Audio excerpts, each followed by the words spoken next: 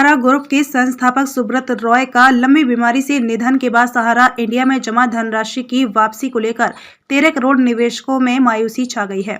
वह समझ नहीं पा रहे हैं कि उनके पैसे कैसे वापस होंगे, जिसका प्रमुख कारण सरकार इस प्रकरण पर गंभीर नहीं है। जन आंदोलन संघर्ष मोर्चा के राष्ट्रीय अध्यक्ष अभयदेव शुक्ल ने मीडिया से बातचीत के दौरान कहा कि 13 करोड़ जमाकर्ताओं की पूंजी हम डूबने नहीं देंगे। यह भारत सरकार की जिम्मेदारी है कि सहारा समूह की संपत्ति को बेचें या अधिग्रहण करें, लेकिन हर कीमत पर जमाकर्ताओं के धन की वापसी अतिशीघ्र चाहिए। उन्होंने कहा कि भाजपा सरकार यदि मामले को लेकर गंभीर नहीं हुई तो आने वाले लोकसभा चुनाव में इसका खामियाजा भुगतना पड़ जाएगा। एक सवाल के जवाब में उन्होंने कहा कि पूरी दुनिया स्वार्थ में डूबी है। जब सदी के महानायक अमिताभ बच्चन की कंपनी डूब रही थी, तब सुब्रत रॉय ने आर्थिक मदद करके उन्हें संकट से निकाला था, लेकिन उनके बीमारी से निधन के दौरान अमिताभ बच्चन ने उनका हाल चाल भी लेना जरूरी नहीं समझा। उन्होंने कहा कि निवेशक धैर्य बनाए रखें, उनका पाई पाई वापस होगा। जन आंदोलन संघर्ष मोर्चा आर पार के लड़ाई के मोड़ में आ गई है। आइए देखते हैं ये रिपोर्ट। समाचार पत्रों के माध्यम से एक खबर आ रही है कि सहारा जमाकर्ताओं के पैसे जो है गवर्नमेंट के खाते में जा रहे हैं और वह सहारा के जमाकर्ताओं के पैसों को हड़पना चाहती है। ऐसा क्या कुछ आपको नजर आ रहा है? देखिए, ऑल इंडिया जन आंदोलन संघर्ष मोर्चा देश के 13 करोड़ निवेशकों को 12 लाख कार्यकर्ताओं के पैसे और भुगतान की और उनके सम्मान की लड़ाई लड़ रही। हम सभी लोगों ने शुरुआती दौर से ही भारत की सरकार को इस बात के लिए कि देश में हमने आपको मतदान करके देश का प्रधानमंत्री बनाया है, भ्रष्टाचार करके देश में सहारा पीड़ितों का पैसा हड़प है।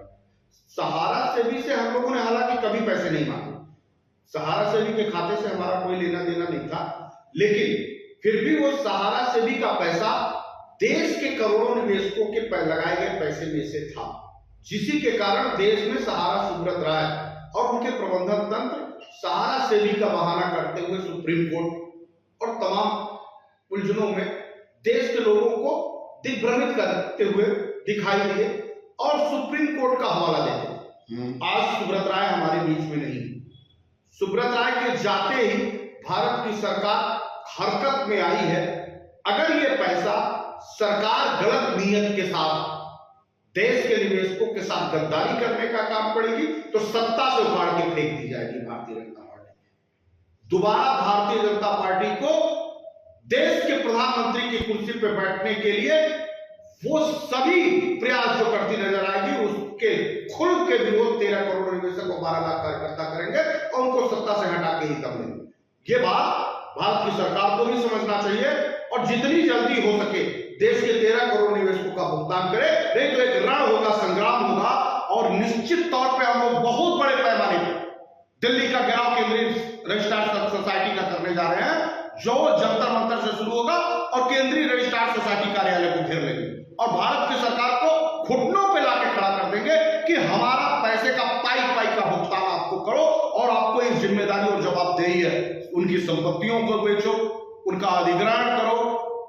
सहारा सेवी के जो पैसे भी हैं वो भी देश के तमाम निवेशकों के लिए अब वो रास्ते खोलो और उनके जो भी बांड है उन सभी बांडों के आधार पे उन सभी लोगों के पैसे का भुगतान कराओ। इसके लिए भारत की सरकार को अगर कहीं ऐसी बातें नजर आती है कि वो हड़पने की साजिश कर रही है तो ईंट से ईंट बजा देगी आप इंडिया जन आंदोलन। पिछले दिनों आपने मांग किया था कि सहारा सुप्रीमो की मौत की सीबीआई जांच करे, लेकिन ऐसा कुछ रहे हो उनकी अंत्येष्टि कर। देखिए, जो हम लोगों ने मांग किया और उस मांग पे आज भी कायम है। सुब्रत राय की मौत सडनली खबर आती है जो देश भर के लोगों को साफ कर रही है। कहीं ना कहीं उनके बच्चों का ना आना, उनकी मौत की तुरंत खबर आना, तमाम वो चीजें जांच के विषय की तरफ अग्रसर करती है और सहारा प्रबंधन तंत्र का सालों देश के निवेशकों को खुले रूप से उनसे बात ना करना, गुमनामी के अंधेरे में रहना और देश भर के लोगों को सशंकित करने का काम करती है कि कहीं ऐसा तो नहीं उनके साथ कोई बड़ी साजिश हुई है। सुब्रत राय का सुनियोजित हत्या का प्रयास हुआ है या हत्या हो गई है, इसकी सीबीआई की जांच हम लोग आज भी कर रहे हैं। भले ही उनके दाह संस्कार कर दिए गए हों, लेकिन अगर भारत की सरकार इसका खुलासा करना चाहेगी तो अपनी तमाम एजेंसियों को लगा करके वो निश्चित तौर पर इसको दूध से दूध और पानी से पानी कर सकती है। बस भारत की सरकार और माननीय सुप्रीम कोर्ट को स्वयं संज्ञान में लेना हो। कुछ वर्षों पूर्व जो अमिताभ बच्चन आज के महानायक कहे जाते हैं और उनकी डूबती हुई कंपनी को सहारा सुप्रीमो ने सहारा दिया और सहारा सुप्रीमो के मौत पे वो कहीं नजर नहीं आए, इसका क्या कारण हो सकता है? देखिए, जब व्यक्ति अपनी बुलंदियों पे होता है तो वो लोग भी उनके यहां दरबारी करते हैं जो उनसे कुछ चाह की उम्मीद करते हैं। एक बड़ा चकाचौंध की दुनिया थी सुब्रत राय जी, उसमें अमिताभ बच्चन, उस समय उनकी हालत बेहद खराब थी, कंपनी डूब गई थी और उस समय सुब्रत राय ने देश के करोड़ों निवेशकों का पैसा पानी की तरह बहा करके उनकी पूरी आर्थिक स्थिति को संभाला था। उनका ना आना देश के लोगों ने उनको अपने लोगों से बेवफाई और अपने लोगों के साथ गद्दारी करार दिया है। ऐसे लोग जब किसी ने कोई मदद करी हो उसके साथ समय पे ना खड़ा होना, उसके मरने पे भी ना आना, निश्चित तौर पे वो उनके चरित्र को दर्शाता है। और ऐसे लोग ही तमाम उन लोगों के दरवाजे बंद कर देते हैं जो लोग किसी की मदद करना चाहते हैं समय पे। लेकिन अगर ऐसे ही लोग रहते हैं अमिताभ की तरह जो उनकी मदद करने के बाद उनकी मौत पे तो उसका जवाब आखिर क्या ही दे।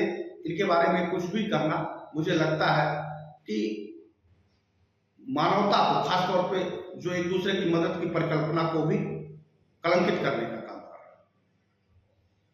आपको क्या लगता है कि अगर सहारा जमाकर्ताओं का पैसा नहीं मिला तो क्या इसका असर लोकसभा चुनाव पर पड़ेगा? अरे निश्चित पड़ेगा। लोकसभा चुनाव नहीं, भारतीय जनता पार्टी को आने वाले दिन में इस पे करारी मात का सामना करना पड़ेगा। 5 राज्यों में चुनाव में वो परिणाम भी आपको देखने को मिलेगा। 5 राज्यों का जो चुनाव हुआ है, सहारा के पीड़ित जमाकर्ता और कार्यकर्ता बेहद आक्रोशित थे और उन्होंने उनके विपक्ष में जाके मतदान किया है। ये हमने टेलर दिखाया है, टेलर दिखाया है। अब लोकसभा के चुनाव के पहले अगर देश के निवेशकों को पैसे का भुगतान नहीं होता है ना, तो भारतीय जनता पार्टी को देश के प्रधानमंत्री की कुर्सी का ख्वाब छोड़ देना चाहिए। बेबाक खबरों के लिए हमारे YouTube चैनल को सब्सक्राइब करें। देश, प्रदेश एवं स्थानीय खबरों के लिए हमारे वेबसाइट www.bntlive.com पर लॉगिन करें। साथ ही Facebook, Twitter, Telegram, Instagram, LinkedIn पर भी फॉलो कर सकते हैं। धन्यवाद।